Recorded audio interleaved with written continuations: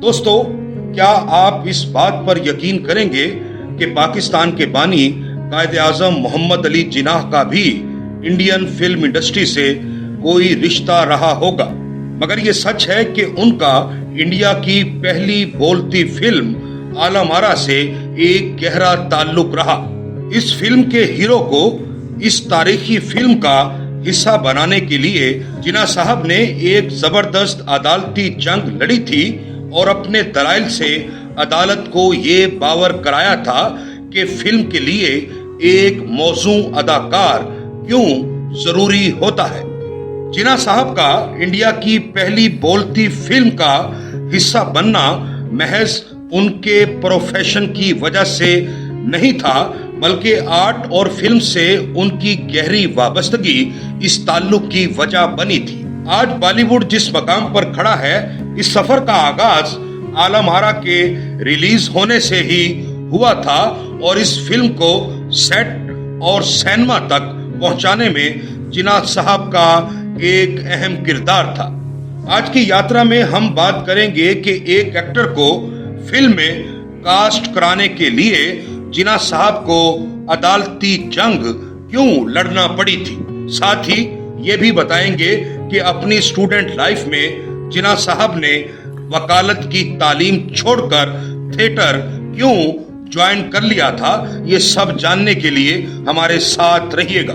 कायद-ए-आज़म मोहम्मद अली जिन्नाह को लोग एक बहुत बड़े कानूनदान और एक बेलचक सियासतदान के तौर पर जानते हैं, लेकिन ये बात बहुत कम लोग जानते हैं कि वो थिएटर की बारीकियों से वाकिफ शेक्सपियरियन थिएटर के एक अदाकार भी रहे। ये बात भी बहुत कम लोग जानते हैं कि हिंदुस्तान की पहली बोलती फिल्म आलम आरा के लिए जिन्नाह साहब ने ये अदालती जंग लड़ी थी कि फिल्म में किस हीरो को कास्ट किया जाएगा। कहा जाता है कि जिन्नाह साहब अपनी स्टूडेंट लाइफ में थिएटर आर्ट में बहुत ज्यादा दिलचस्पी लेते थे। एक वक्त ऐसा भी आया जब उनका दिल कानून की तालीम से उचाट हो गया था और उन्होंने इंग्लैंड में शेक्सपियर ड्रामा कंपनी के साथ अपना कैरियर भी शुरू कर दिया था। लेकिन फिर वो अपने सख्तगीर वालिद के सामने झुक गए और अपनी कानून की तालीम मुकम्मल करके एक कामयाब वकील बने। लेकिन आर्ट के हवाले से उनके दिल में सारी जिंदगी एक एहतराम का जज्बा जरूर रहा। ये बात भी एक खास तरह की तारीखी अहमियत रखती है कि हिंदुस्तान की पहली बोलती फिल्म आलम आरा से जिन्नाह साहब का एक ताल्लुक रहा है। वो कैमरे के सामने नहीं आए, लेकिन कैमरे के पीछे रहकर उन्होंने इस फिल्म के बनने में अहम किरदार अदा किया। ये 1930 की बात है जब एम्पीरियल मूवी टोन के मालिक और फिल्म डायरेक्टर अर्देशीर ईरानी को इंडिया की पहली बोलती फिल्म बनाने का ख्याल आया। इससे पहले इंडिया में कोई बोलती फिल्म नहीं बनाई गई थी, लिहाजा ईरानी के सामने बहुत सी मुश्किलात थी। फिर भी ईरानी ने इसे चैलेंज समझकर आगे बढ़ने का फैसला किया। आलम आरा चूंकि पहली बोलती फिल्म थी, इसके लिए फनकारों की तलाश भी बहुत अहम बात थी। पहले पहल अच्छी उर्दू बोलने की वजह से इस फिल्म के लिए जुबैदा का इंतखाब किया गया, जो खामोश फिल्मों की मारूफ अदाकारा फातिमा की बेटी थी और उसकी एक बहन सुल्ताना भी खामोश फिल्मों की एक्ट्रेस थी। फिल्म आलम आरा में चूंकि एक्शन और मार धाड़ के मनाजिर भी थे, इसलिए ईरानी ने खामोश फिल्मों के मारूफ एक्टर मास्टर विठल को कास्ट किया, जो पहले से ही खामोश फिल्मों के एक्शन हीरो माने जा चुके थे। उस दौर में एक्टर किसी न किसी फिल्म कंपनी से कॉन्ट्रैक्ट करके माहाना सैलरी पर काम किया करते थे और किसी दूसरी कंपनी की फिल्म में काम नहीं कर सकते थे।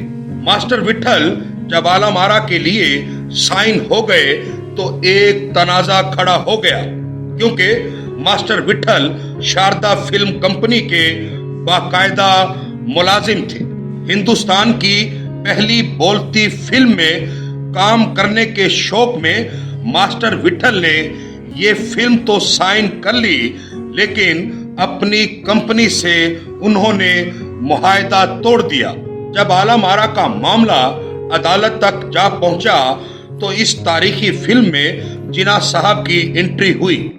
मास्टर विठल ने जिन्ना साहब को अपना वकील मुकर्रर किया। जिन्ना साहब ने भी एक खास जज्बे के तहत ये केस अपने हाथ में लिया। उन्होंने अपने दलाइल से ये साबित किया कि इस फिल्म के किरदार के लिए मास्टर विठल से बेहतर इस वक्त कोई एक्टर दस्तयाब नहीं है। हिंदुस्तान अपनी पहली बोलती फिल्म बनाने जा रहा है और एक नई तारीख लिखी जा रही है। जिन्ना साहब ने अदालत को यह भी बताया कि किस तरह एक अदाकार किसी करैक्टर के लिए मौजू होता है। इस दौरान अदालत में आर्ट की बहुत सी बारीकियां भी ज़ेरे बहस आई। जिन्ना साहब ने अपने दलाइल से इस बात को यकीनी बनाया कि ईरानी को उसके पसंद का हीरो मिल जाए। आखिर जिन्ना साहब ये केस जीत गए। आलम-आरा इंडिया की पहली बोलती फिल्म बनी और इसके बनने में तमाम रुकावटें जिन्ना साहब ने दूर करके एक तारीख रकम की। देखा जाए तो आज बॉलीवुड जिस मकाम पर खड़ा है, इस सफर का आगाज आलम-आरा के रिलीज होने से ही हुआ था। ये जिन्ना साहब का इंडियन फिल्म इंडस्ट्री पर वो एहसान है जिसका कभी तस्करा ही नहीं किया गया। देखा जाए तो जिन्ना साहब ने मास्टर विठल को आलम-आरा में अदालत के जरिए कास्ट कराकर फिल्म के मायार पर समझौता न करने की रवायत का आगाज किया था। दोस्तों, ये थी हमारी आज की यात्रा। अगर आपको हमारी ये यात्रा पसंद आए तो अपने दोस्तों से भी शेयर कीजिए और हमारा चैनल भी जरूर सब्सक्राइब कीजिएगा।